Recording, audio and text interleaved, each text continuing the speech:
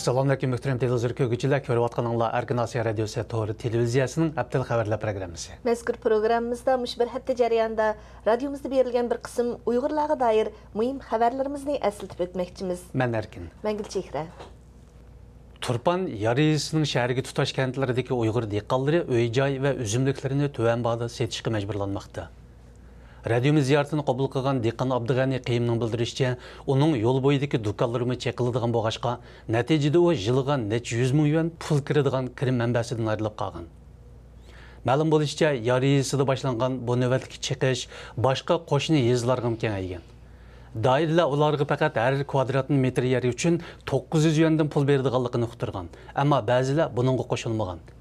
Dehqon Abdug'ani Qiyimning aytishicha, dehqonlardan ilib olgan yerlarga hozir qurilish boshlangan. Qurilish selayotganlar Xitoylar bo'lib, ularning qaysi shirkatning odamlari ekanligi oshkorlanmagan. Xalqaro kechirim tashkiloti Shvetsiya sho'basi bu yil 4-oyni Xitoy turmusidagi diniy zot Abdukerim Abduvali qilib bekitdi. Mazkur tashkilot 3-oyning 31-kuni o'z to'r betida imzo to'plash faoliyati boshlaganligini rasmiy e'lon qildi. Diniy zot Abdukerim Abduvali 1990-yili 1-noyabrdan boshlab hozirgacha Xitoy turmusida yetayotgan bo'lib, uningga berilgan 12 yillik qamoq jazo muddati 11 yil avval to'shgan edi.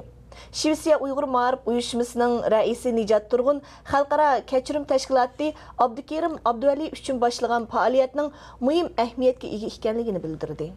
Egallashimizcha 2 yil avval Qashqar qadimiy shahar rayonidan bino uylarga ko'chirilgan bir qism Uyg'urlar bino qurilishidagi sifatsizlik tufaylidan sessiqchilikda yashashga majbur bo'lgan. Bu qismatga yo'liqqan Qashqar shahri Shabtulliq O'ltiraq rayoni 19-binodagi kishilarning bildirishicha, bu binoning yer osti uylariga suv chiqib ketgili 4 yil bo'lgan bo'lsa-mu, hech kim bu ishga ega bo'lmagan. Bu kishilarning aytishicha, bular asli Qashqarning qadimiy shahar rayonida yashaydigan bo'lib, shahar rayoni majburiy qilganda bu atalmish binolarga ko'chirib opirilgan. Shuningdan keyin hech kimning ular bilan kori bo'lmagan. Ma'lum bo'lishicha, binoni Xitoylar solgan va faqat Uyg'urlarni ko'chirgan.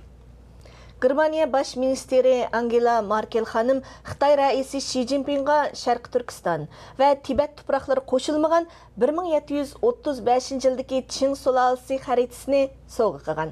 Ba'zi axborotlarda mazkur xaritaning Xitoy tashviq qilib kelayotgan Xinjiang azaldan Jungoning ayrilmas bir qismi safsatisiga kaskin radiya berdiganligi ko'rsatilgan. Xaritaga Xitoyning asli zimini deb ism qo'yilgan. Bu xarita Çin qo'shinlari Uyg'urlarning ana makoni Sharq Turkiston va Tibetni texib besib olmagan davrlarga oid xarita ekan.